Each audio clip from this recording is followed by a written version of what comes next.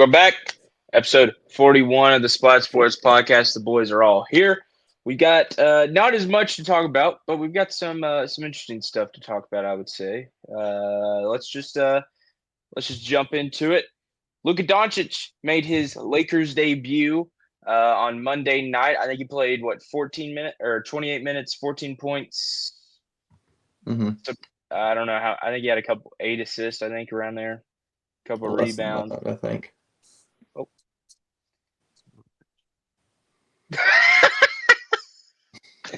He left. You gotta be kidding me.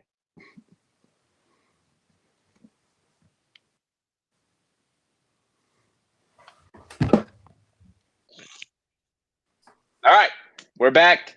All right, wait, we're gonna start it. I don't know. We'll start it minute. All right, we're back.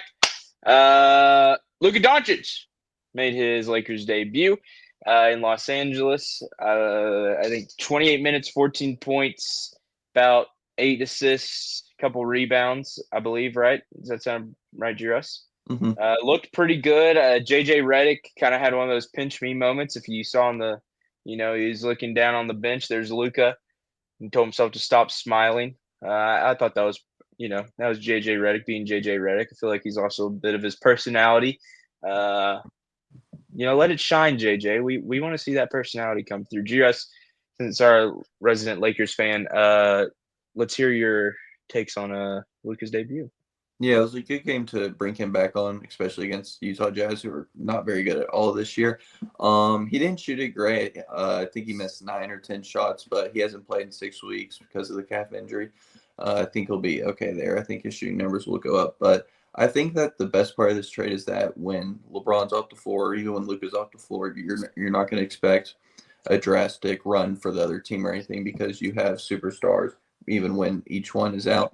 Austin Reeves fit in nicely yesterday. I think it's going to be more interesting though when they have to play a better team like the Thunder or someone like the Nuggets. So it'll be interesting to see how the Lakers do the rest of the year. Barrett, any thoughts on the Lakers so far?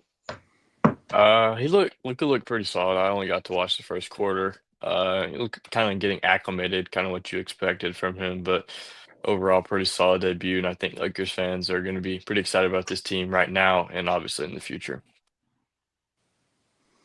There you go. They also waived Christian Wood, signed Alex Len, I think today. So Lakers get a big man instead of Mark Williams. So maybe not the guy that you wanted, but a guy that they will definitely use and will be a help. The 30,000 Point Club added a new member on maybe Tuesday night. I think it was Tuesday night. Kevin Durant, the Slim Reaper, joins. He's the 8th all-time in points now. He joins Kobe, LeBron, MJ. Yep. Who else? I don't know who else. There's a couple, just legends of the game. He joins the 30K Point Club. Good for him. I'll clap it up for that.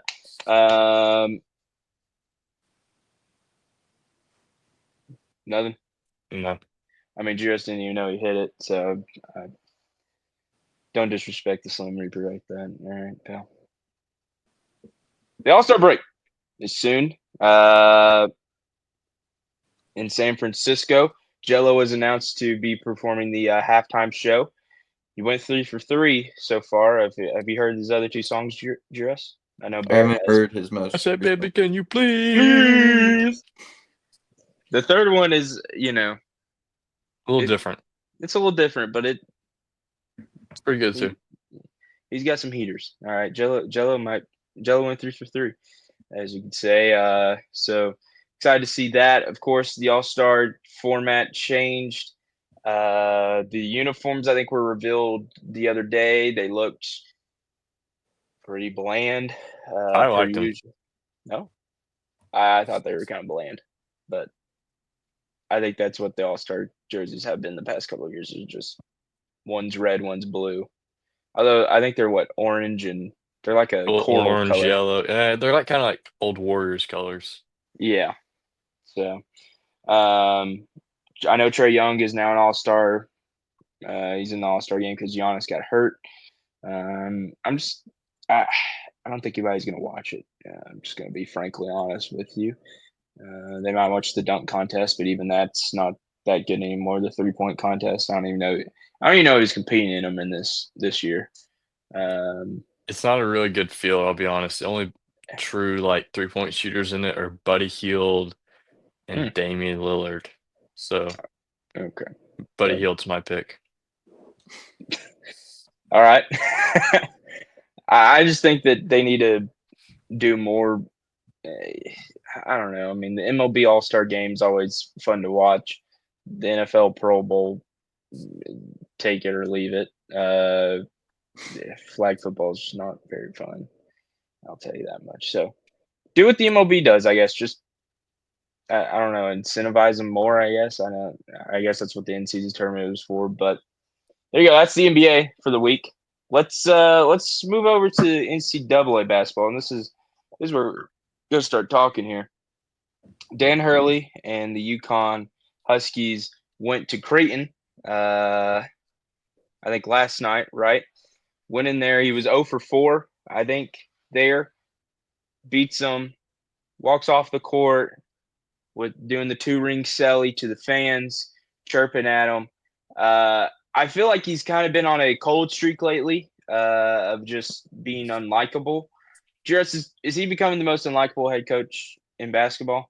I think if you're more of like a casual fan, yeah, because you don't know like his personality as a whole. I'm not calling you casual fan, Hunter. I'm just saying that if you just like see him scrolling on social media, it looks like cocky or brash. So I think for the average fan, yeah, I like him a lot. Everybody, he's won back-to-back titles, so he's definitely established. He's one of the great head coaches in college basketball. I think that he's one of the best minds too. So I think that maybe for more of the casual fan, yeah, I completely understand where they're coming from. I think I don't know. I feel like he's just like it's kind of like a character he's got to play now. Like I'm a 2-time champion. Like I gotta act like one. Which I know his practices have always been intense, but you saw the videos come out this year. Sometimes I'm watching it and know I've never played basketball in my life, but I'm kind of watching. I'm like, at some point, you're treating 18 and 19-year-old kids, and some of them a bit older, but some of them don't play under that very well, as we've seen in the past. Barrett, your kind of thoughts on what Dan Hurley's kind of doing? I mean, I don't like the 2-ring so normally I'm a guy that I'm all right with being a little cocky walking off the field, 2-ring Selly, but I feel like there's been a string of events that have just made me kind of be like, hey, that probably doesn't help your cause there, man. Yeah, I agree. I'm all for him having a little bit of swagger to him, and especially I'm a big fan of his intensity at sometimes. Like Hunter said, different people respond a little bit differently too. It's not really a intensity thing for me. I remember the clip coming out a couple weeks ago of him cussing out the referee for walking away with him. I'm saying something. I'm the best coach in the sport. I have two rings and stuff like that. Obviously, the celebration at Creighton. I'm just not a big fan of your head coach doing the talking. I think it'd be a little different if maybe one of the guards who had been on both of the teams, doing a little bit of talking and from the players a little bit different. But when you've got a grown man talking trash to 18, 19, you're like young adults and even fans, it's a little odd to me. So I'm definitely not a big fan of what Hurley's been doing. I think he needs to kind of settle down, take a little bit more, just take a step back, let his players be the product that he puts on the floor, and not go to the game to watch Dan Hurley coach necessarily. I mean, imagine if this guy was in the NBA getting chirped. I mean, that would be. Did the Lakers dodge a bullet with Dan? With JJ Redick, Jiros? I mean, Lakers are 31 and 19 or something. So I don't know. I mean, I don't think Dan Hurley would have been a bad hire. I mean, I think he would have adjusted his emotional level a little bit to the NBA, but I still think he'd be somewhat similar to what he is now. Sure. Yeah, I, I don't know. I I mean, I mean, even his brother, who coaches at Arizona State. There was a video a couple weeks ago. He didn't even shake hands with Arizona after they beat them in their home court. So it obviously runs in the Hurley family. I don't know. I just don't think I mean, there's anything he can really do about it. yeah, no. I mean, I he's just won back to back, so until he loses it, he can kind of do whatever he Yeah, wants. but like he wasn't playing. I mean, I'm not trying to be that guy, but his I mean, players won the championship. He wasn't out there playing. well, he's the one who coached him. I mean, when you win two I'm not trying straight, to that says discredit a it, but lot. it's a When you win little. two straight, I mean, He's a maybe the grown first. man who's getting paid money to coach. He's not getting paid to Well, yell he's at getting people. paid the He's most getting in the paid to country for a coach he gets reason. paid a basketball. lot of money. He gets Yeah, paid the most in the country for a reason, and he's gone. I'm not Would you take? discrediting his coach. I think he's a phenomenal coach. I just think that he is like Would you? he's Would you trying to be take? like the main character. Like this Would you take back to back you're state going to watch UConn play championships? basketball, not him coach. I think that's part of the reason why you're going to watch them. Not really. Yes. I don't go to Tennessee games to watch Rick Barnes coach. You've been to like one game this year. Been to 3. So. Okay, nobody. Yeah, you don't go to a football game I to don't. watch hypo Yeah, call no. plays. Like it's You just go not to how it watch the works. system, though, is what I'm saying. I mean, you would take his emotional level if it brought Tennessee back to back state championship or champions.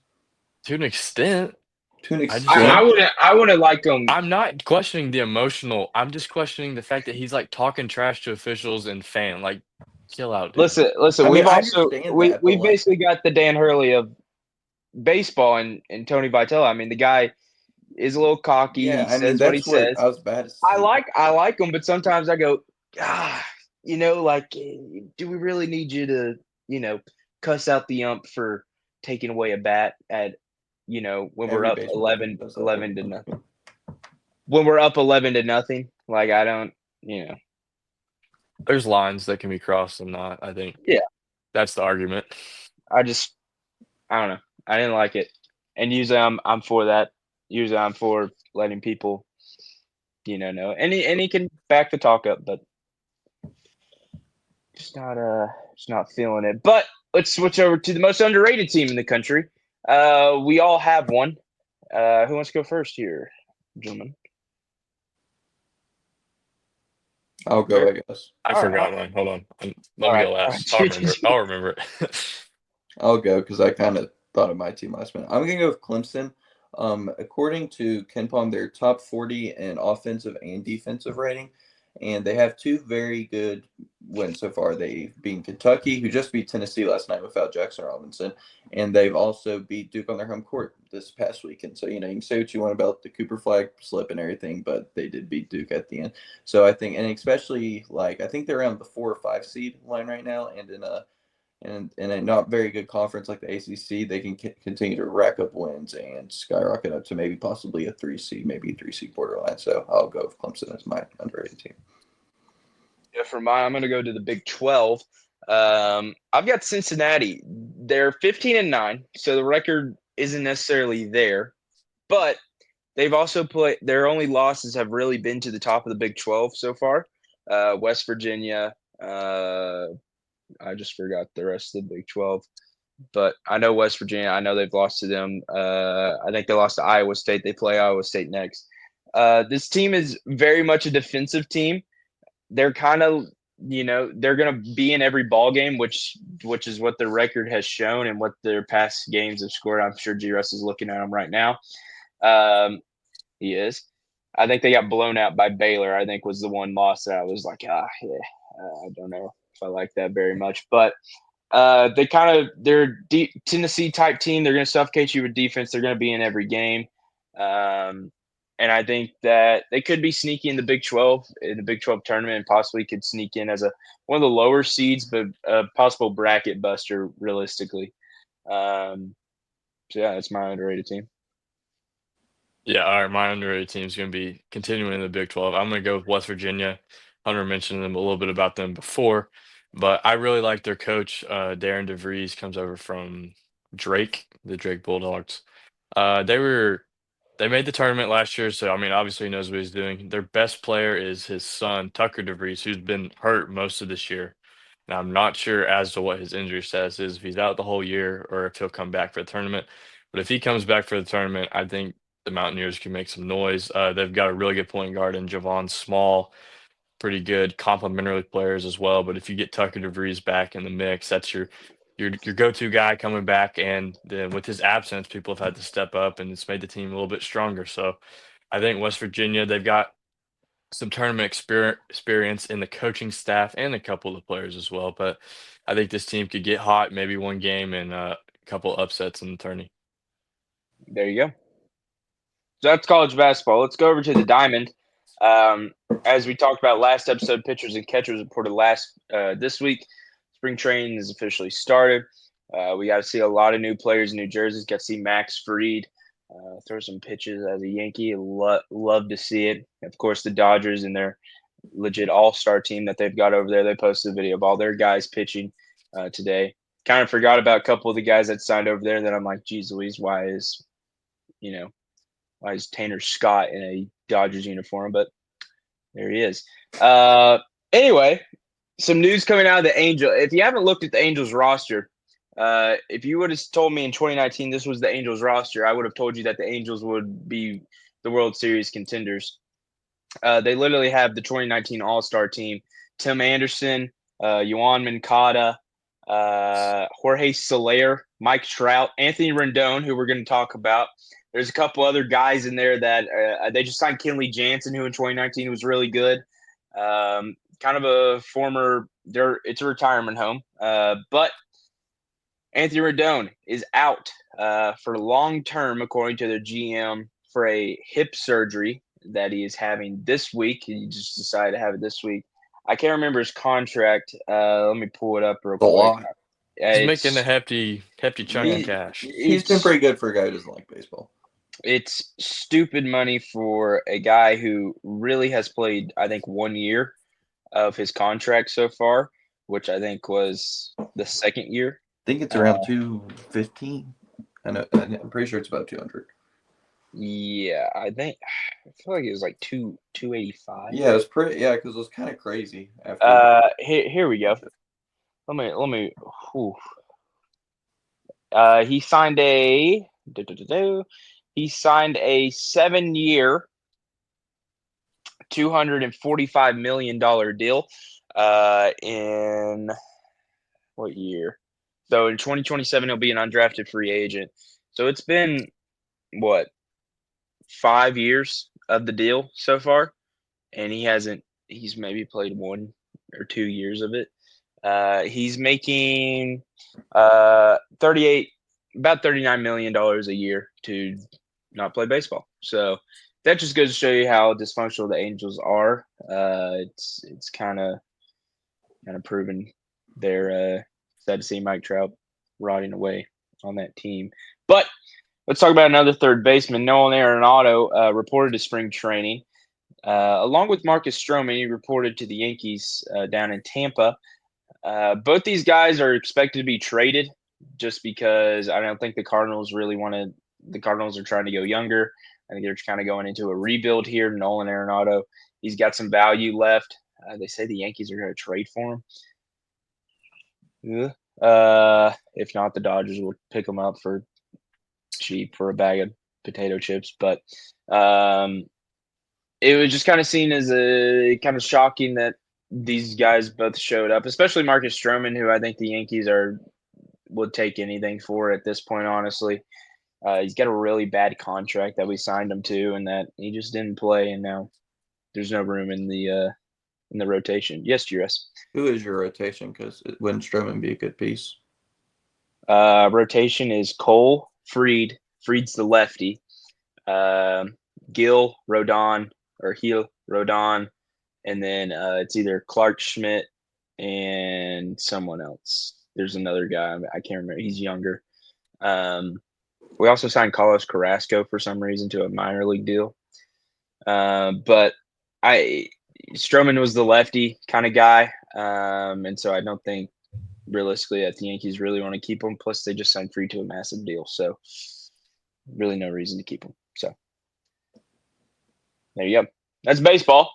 Let's go to our final two topics. Matt Patricia, former Lions head coach, mainly known as the New England Patriots defensive coordinator for a lot of their championships. He's going to Ohio State for their defensive coordinator position. I don't think they filled the offensive coordinator position. I like the hire. I think, he's had success in the NFL, maybe not as the Lions head coach, but he's had success. I'm interested to see how it translates to college. But we saw this, we kind of saw Ohio State hire experienced guys at their positions with Jim Knowles and Chip Kelly last year, and look what it got him. It got him to a national championship, yes, with the most talented roster. But I do like the hire. Barrett, your kind of thoughts on Matt Patricia in Columbus? I mean, it'll be interesting to see how he kind of adjusts at college level. We know what he's capable of doing as a defensive coordinator in the NFL. So, I mean, I feel like this is a pretty good hire. I mean, he's got the track record, he's got the rings to show for it. I think.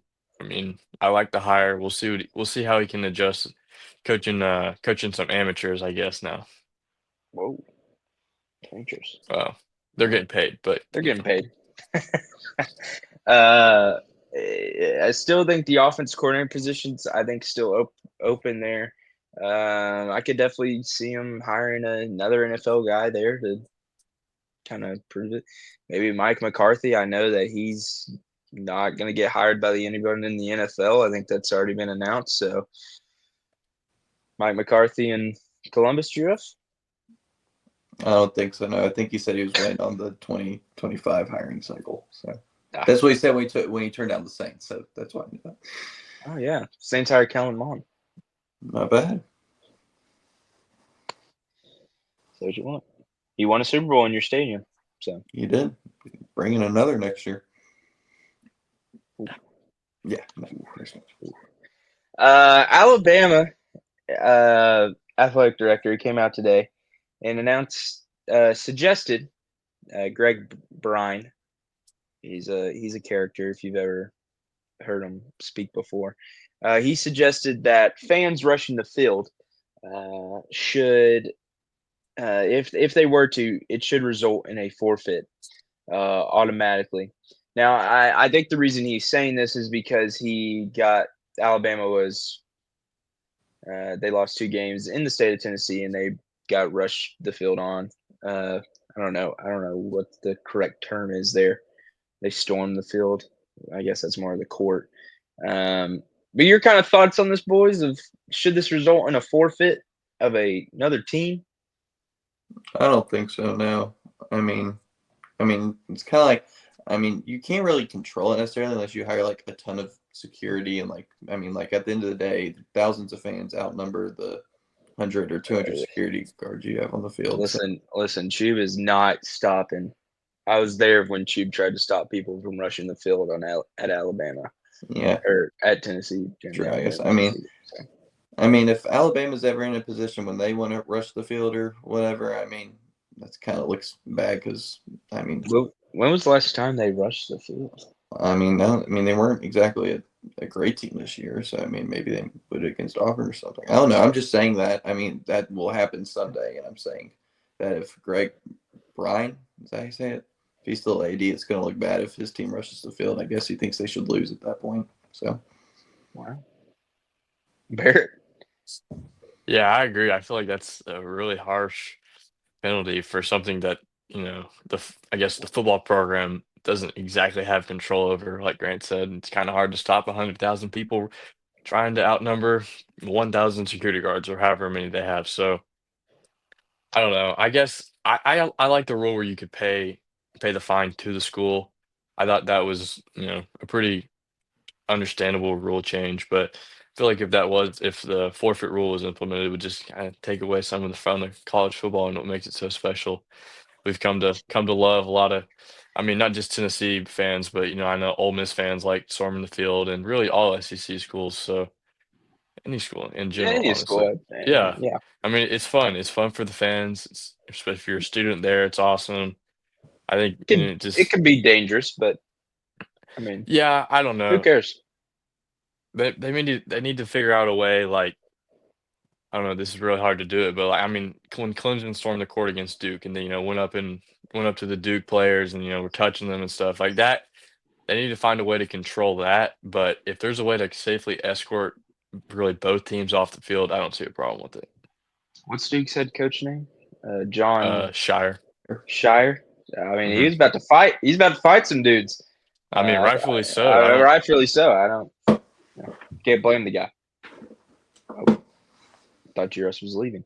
But yeah, there you go. Like Barrett said, schools do have to pay hefty fine. A couple 100,000. I think Tennessee's now is 300,000. I think. Ours reset because of the rule change, though. So the Bama rushing from 2 years ago. So Yeah, we're at. every school's reset. I think we're at 1,500 to 25. This is our second offense. The next So- one would be. Yeah. So Vandy has the most money due. 3 stormings in a year. That's true. Do we classify bandies walking down a single file line on the stairs a storming, or I mean, if you want to get technical into the rules, yes, fans did reach the playing surface. Could be a potential safety hazard to players, so they did get charged with a fine. I don't know. I feel like it's pretty easy to get out of there before all 5,000 of their fans reach it onto the field. So I don't know. whoa. Don't be hating on Vandy now. Anchor down. Screw Vandy. Anyway, that's episode 41. Jesus loves you. We will see you Friday. Yeah. There you go. Peace out. See you later.